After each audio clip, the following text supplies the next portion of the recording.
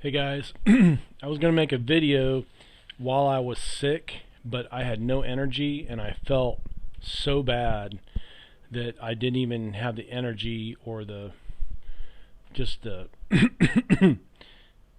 uh, just didn't want to make a video. I didn't want you guys to see me like I looked like death, Walking Dead.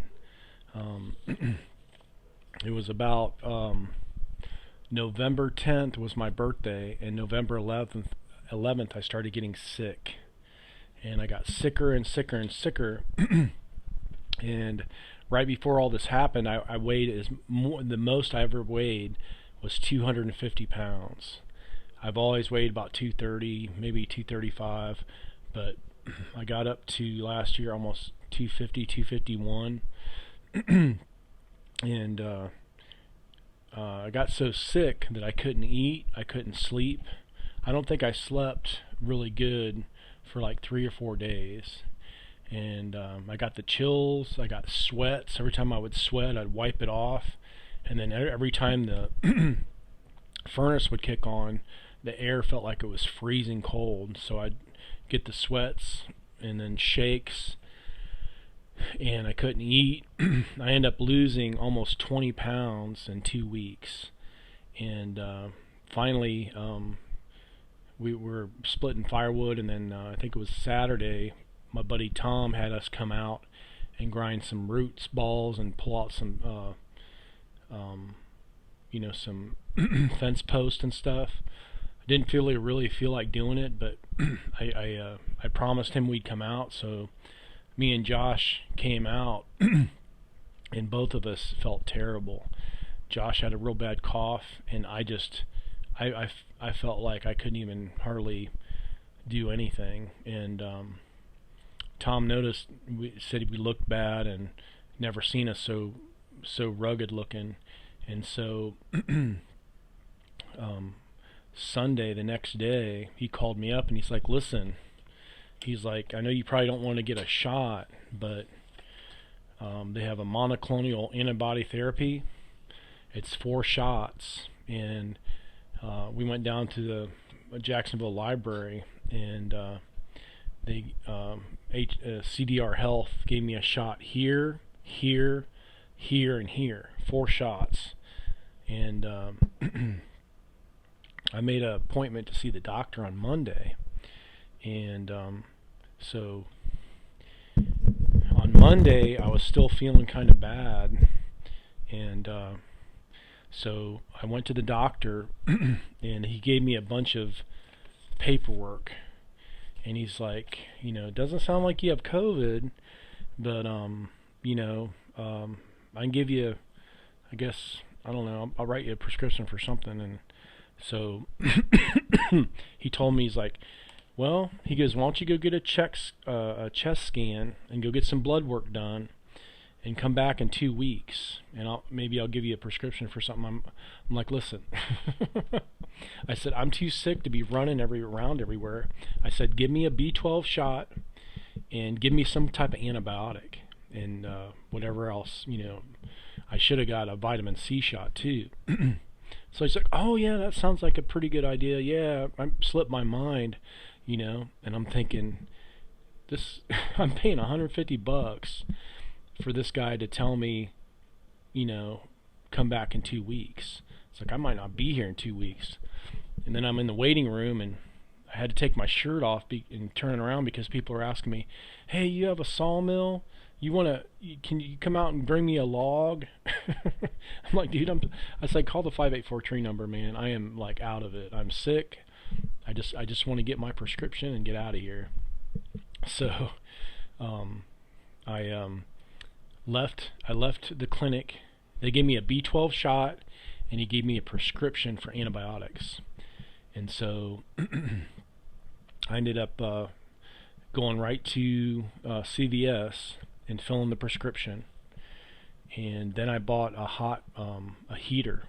So basically, it was a ceramic heater, so that way I could keep the air and furnace from kicking on and off, on and off, on and off. That really helped.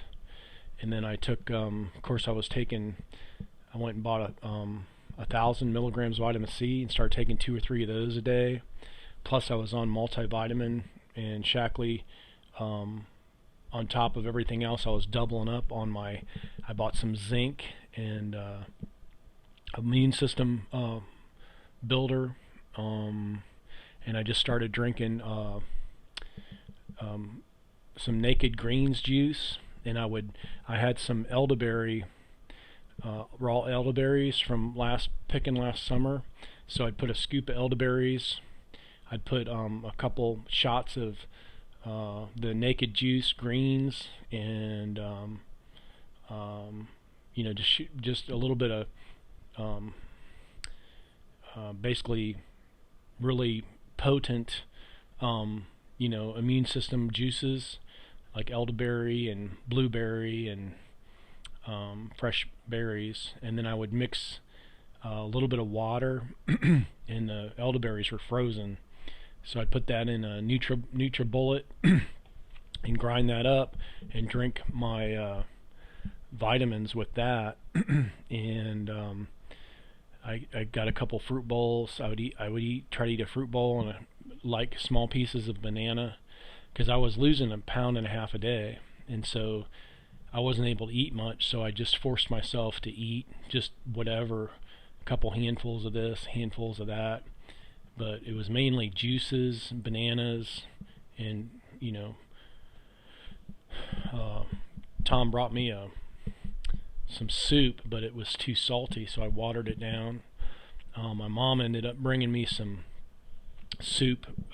It was, I don't know why, but everything tasted super salty and super sweet, and it was just really hard to eat. And so finally, I got to eat some soup. I forced that down, and then the next day and then I'd only eat a portion of it. I would eat like one portion would end up being 3 portions, maybe 2, but I would just force it down. And then finally, the day after Thanksgiving, I picked up some leftovers and was able to eat a very small portion of leftovers, like turkey and green beans and mashed potatoes. Mashed potatoes seem like awesome. I think that's the best thing to eat when you're sick. Mashed potatoes and chicken noodle soup. And if you can't eat it, water it down a little bit. But I just kept eating soup. I kept eating leftovers. And then I bought small bananas, and I was eating 1 or 2 of those a day. And then I just started just forcing myself to eat. And after about 3 or 4 days, I was able to get out and about and start doing things.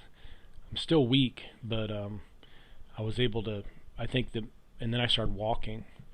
I think that what really helped me too is I would get out when it warmed up, and I would walk for like half mile or quarter mile or whatever I could around the parking lot, and I'd walk down to the store and back, and I think that's helped me a lot. And then I just started cleaning and organizing, and running stuff to the trash, running stuff to Goodwill. And then I would stop at the shop and take Josh to the shop or wherever he needed to go. And then I would try to split a little bit of firewood. And eventually I just kept doing that. And I just kept getting better and better and better. So I think a lot of it was the monoclonal antibodies, because Josh ended up getting sick too, and he got the shots like 2 days after I think he got it like Monday or Tuesday, and he started feeling better. But he had a really bad cough. I never had a cough. But another thing I want to tell you is these doctors, they want to send you all over the place. He wanted to give me a chest scan. I didn't need a chest scan. Blood work, I didn't need blood work. So my insurance probably wouldn't have covered it, and I would have been running around sick, and then none of the paperwork had any information to make the appointment. So I would have been on the phone all day trying to find where to go to get this stuff done. So I don't know. It's just the insurance is super expensive, and none of the people are helpful that I ran into. I mean, it was just like I wish you could just say, okay, I'm coming down, I need antibiotics, and I need vitamin C shots, and I need a B12 shot, and I'll just send the prescription to pharmacy, and I'll give my own shots. I'll do this and this and all myself. But don't charge me $150 and send me running all over town to places I can't find and no numbers to call. So anyway, thank God that Tom took me to get my monoclonal shot, because I don't know if I would have made it. Man, I was feeling rough. So anyway, I just wanted to share this with you guys. A lot of people that don't want to get vaccinated, there is an alternative. Basically, the monoclonal antibodies, are just from people that have been sick before and they've already built up the antibodies, and it'll help your body build up the antibodies faster. So if you feel really sick and you don't want to get the vaccination, there is an alternative. The monoclonal antibodies, and sometimes it's free at local libraries and stuff. You just have to look up maybe CDR Health and find out where they're located and where they're giving the shots, because I think that's what really helped us to recover. So anyway, I don't know about these doctors, but try to take and then I found out also there's clinics where you can get vitamin C shots and drips. It's kind of expensive, but the guys I've talked to, a few people I talked to, said it's awesome. You feel awesome after you get the vitamin C drip, and most of that stuff's about $250, but it's worth it if it makes you healthier and it speeds up your recovery process. Sometimes when you take vitamins orally, you only absorb like 30 or 40%, and so and it's hard to take 3 or 4,000 vitamin C's a day, milligrams. It's hard to take all those, keep taking mouthfuls of vitamins, and you don't know what the absorption rate is. And sometimes the vitamins you're buying, you don't know if they're even absorbing at all. Some vitamins, you take them and you pass them. You don't even absorb anything through. So I think if you need to go to a clinic that tests, like at professional athletes. You do blood work and you figure out what you're deficient of. Oh, you need vitamin C. Oh, you need B12. You're low on zinc. You're low on this. They can actually make a cocktail for exactly what you need and boost you up and put you back where you need to be, so your immune system can function efficiently and fight off the macrophages, can go around and find out what is not in your system that needs to be, and it can attack it and kill it. And so I think the monoclonal antibody therapy and the B12 shot, and I would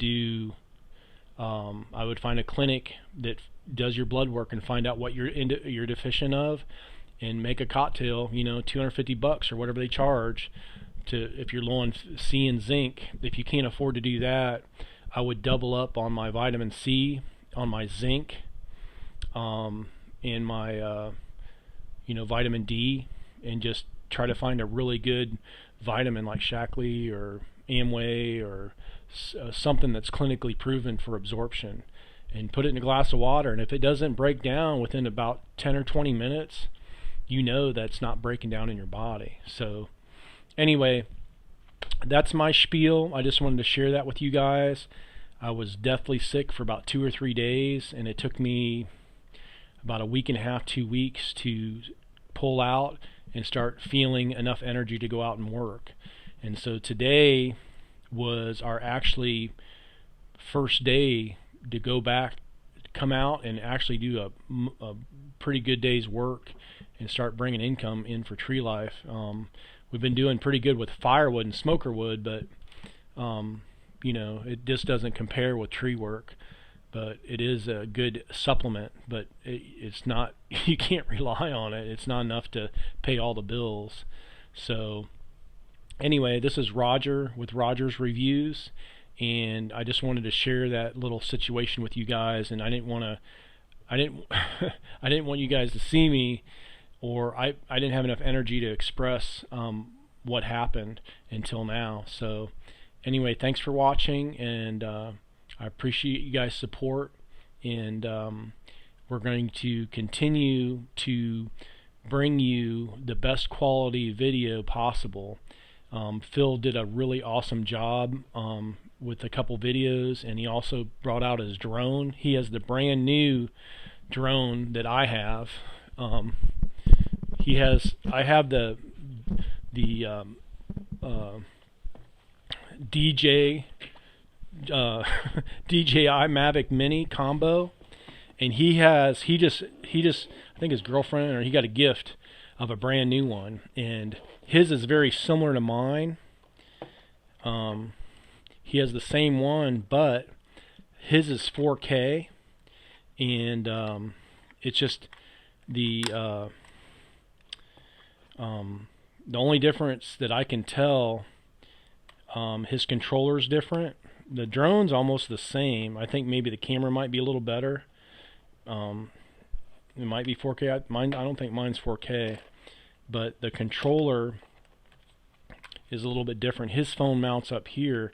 My phone mounts on the bottom. So I wish the only improvement that they could make for me, if they had a monitor built in, because I don't like using my phone. It's just it's too hard to, like, sometimes it has problems connecting and stuff like that. So if they could make a monitor, so you, like, say you didn't, that way you don't have to use your phone. You shouldn't have to use your phone, you know. Of course, it'd probably be probably an extra $100-200, but we made some video with that, and it came out really, really nicely. We did a couple TikTok videos, and I did a YouTube video. So, but eventually, my goal for Tree Life is I want to be profitable enough either through YouTube or through sponsorship, and I want to be able to help people that can't afford tree work to kind of subsidize. Say you have a older retired person, retired lady, and she's on a fixed income, and say she has a dead tree over her house and she can't afford to do it. I want to be able to help out and at least be able to pay my guys and some fees and stuff, and maybe if I had enough sponsorship, I could take the money from the sponsorship and subsidize the loader truck, because it's not mine. It costs me like $350 to $400 a load to $500, depending on the size of the truck, to haul off the debris. It costs me around $400 or $500 for a crane, and then it costs me a couple $100 for between fuel and groundsmen to help me, of course, get the debris off site. So if I could, subsidize a couple of those fees, and then I would try to maybe work for free, put in my labor for free, and I just want to break even, and that way I could help some of these people out that really need tree work and can't afford it. So that's kind of like my goal. And then if my YouTube channel would build up enough to where the income would subsidize all my expenditures. And so basically, I would take the YouTube money and pay off all my, overhead, and then if I had a little bit extra, I could use that to subsidize the tree work that people couldn't afford.